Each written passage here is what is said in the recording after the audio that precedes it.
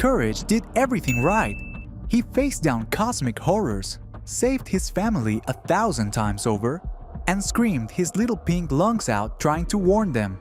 And when the dust settled, what did he get? A grumpy old man calling him a stupid dog! 20 years of relentless terror. That's what he got for being the hero no one asked for.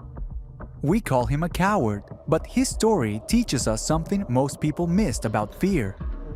And it might be the most important lesson in the entire show. To see it, we have to go back to where the damage began. Let's rewind this. Courage doesn't start as a hero. He starts as an orphan, a tiny purple puppy who saw his parents launched into space, a trauma so deep it would define his entire existence. He's found by Muriel, a sweet old woman who takes him to the middle of nowhere. No note, no name, just a shivering pup, waiting for someone to decide if he was worth keeping. Muriel gave him love, a home, a name. But she also gave him something that would ruin his life. She gave him a reason to be afraid. He spent his whole puppyhood trying to protect the one good thing in his life from a world that seemed hell-bent on destroying it. He saw things no one else did. Every shadow, every knock at the door.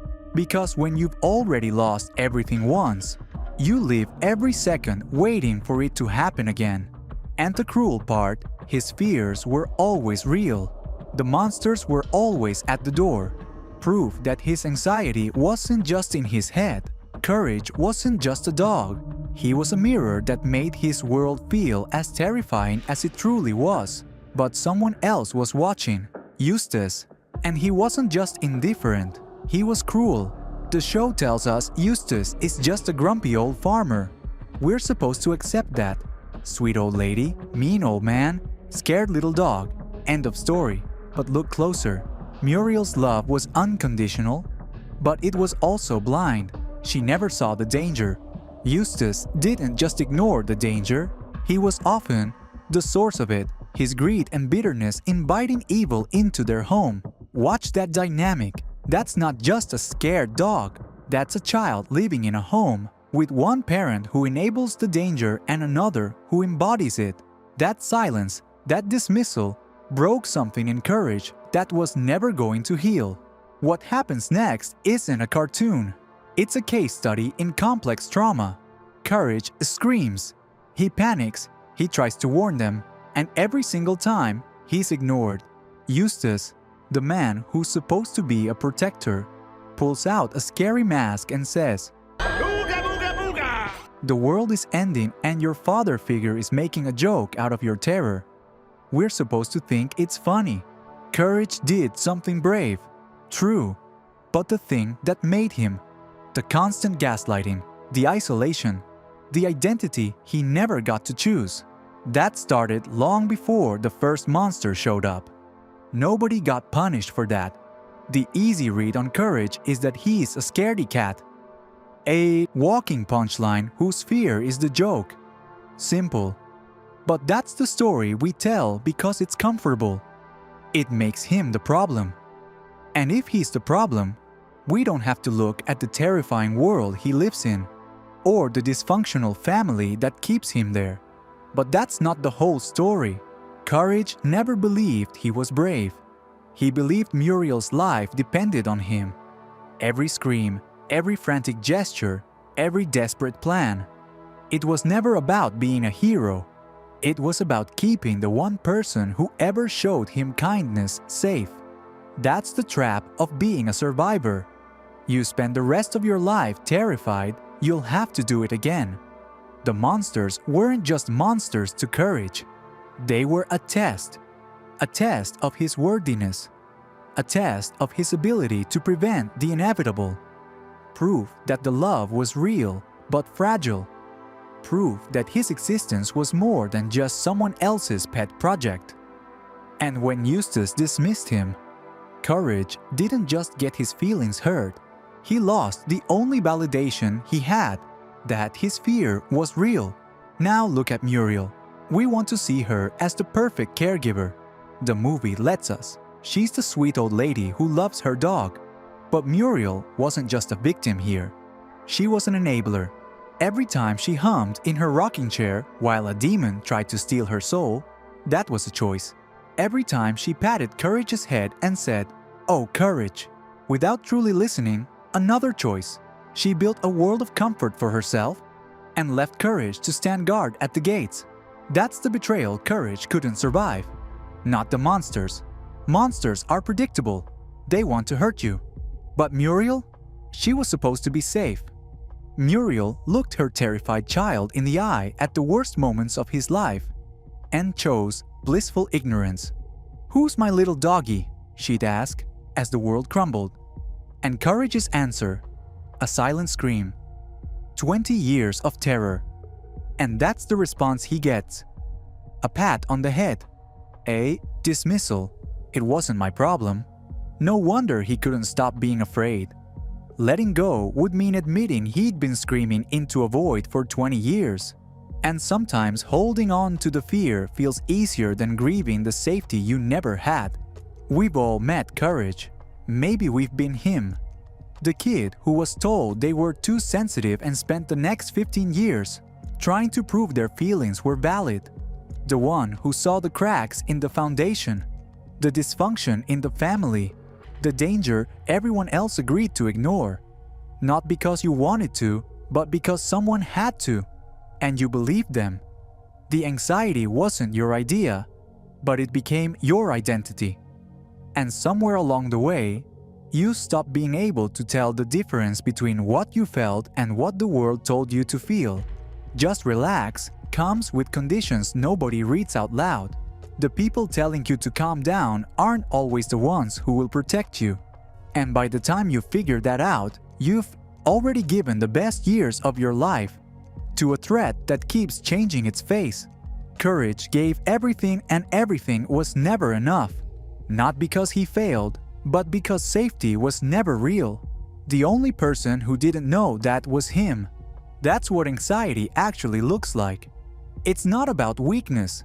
It's not, "You could have been brave." It's waking up one day and realizing the person you built is just a collection of survival mechanisms, stacked on top of each other waiting to collapse. Courage didn't fail to be brave. His bravery was wasted on a world that refused to see it. And he spent 20 years in a lonely farmhouse, blaming himself for its horrors. The fear makes sense. It's not cowardice. It's grief with its eyes wide open. When you've seen the worst and you still have to get up in the morning, what's left? Just the fear and that quiet voice underneath asking if it will ever end. And that's where it keeps you. The fear feels like the only thing that's real. But fear doesn't free you. It keeps you loyal to the thing that broke you. So when courage finally wins, he's not celebrating. He's just waiting for the next thing. But what he finds when he looks in the mirror, that's the part that could change everything for him and maybe for you. Courage gets the computer after years of terror, after fighting monsters from myth, space, and the deepest parts of the human psyche. After confronting the embodiment of his own trauma, he finally has a tool. He types in his problem and it gives him an answer. A cold, logical, often cynical answer. You're a dog, you're pink, you're a coward. It's nothing. No secret technique, no ultimate power. Just his own reflection staring back at him, filtered through a machine. It's nothing. He says it with a whimper because to him, it makes perfect sense. The computer is empty because there is no secret ingredient. The power was never in the answer. It was in asking the question. But courage can't accept that. His entire life was built around the idea that something external would finally make him safe. The computer was supposed to be the answer, the proof, the thing that turned all those years of pain into something worthwhile. And it's just a snarky British voice telling him what he already knows. For a hero, an empty scroll is freedom. It means the power was in you all along. For a survivor, An empty answer is the cruelest possible truth. It means the thing you destroyed your life chasing never existed. It means you were enough the whole time and nobody told you. There's no comfort in that, only devastation. Watch his face in that moment. That's not a cartoon dog. That's a child holding proof that his whole life was a waste. He can't let go of the fear because letting go means admitting there was never a prize for surviving. And if there was never a prize, then what was it all for?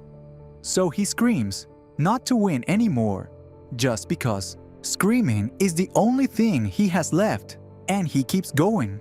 And this is the part that's hard to sit with. Sometimes the trauma isn't your fault. Sometimes you did everything right. Sometimes you were brave, resourceful, dedicated, and it still didn't matter because the world was broken before you showed up. But here's the harder thing. Knowing it wasn't your fault doesn't free you. Not automatically. You can understand exactly how you got here and still be stuck. Because understanding isn't the same as healing. Courage understood. In those final moments of every episode, he saw the truth. The monster was gone, but nowhere was still nowhere. Muriel's love was real, but it was never going to protect him. Eustace's cruelty was never going to make sense. He saw it and he couldn't escape it. That's the tragedy. Not that he didn't know, that he knew, and it wasn't enough. I know this one personally. Growing up, everyone told me I was too quiet, too worried. You think too much. So I waited for the war to make sense. But being the worried one becomes the thing you're terrified to let go of. What if I stop looking for danger and then it comes? So I did nothing. Not lazy, scared. As long as I was worrying, I was in control. I was holding my own list of potential disasters, waiting for something to be checked off, not realizing I was the one who had to put the pen down. Courage never got there. He saw the cycle and it trapped him. I almost let it trap me too. It was always a choice. The people who promised you safety, they couldn't deliver. The finish line you've been running towards, it's not there, but that's not a tragedy. Not unless you make it one. That means you get to decide what safety looks like yourself. No one else's expectations. No one else's definition of what you're supposed to be. Courage couldn't see that. It looked like an endless nightmare to him. Like proof that nothing mattered. But it's not empty, it's open. The last time we see Courage, he's not brave. He's just surviving. Still trying to protect the thing that was never going to be completely safe. You're still here. Maybe you've been staring at your own monsters for years, and you didn't break. That's not nothing. That's the whole thing. Wasted potential isn't what you didn't do. It's who you didn't become. Courage never got to find out who he was without the fear. You still can. And maybe that's enough. Maybe it always was. If this resonated with you, if you've ever felt like Courage, screaming into the void, trying to protect something fragile in a world that doesn't listen, then you're not alone. And if you want more stories like this, more deep dives into the characters we thought we understood, hit that subscribe button.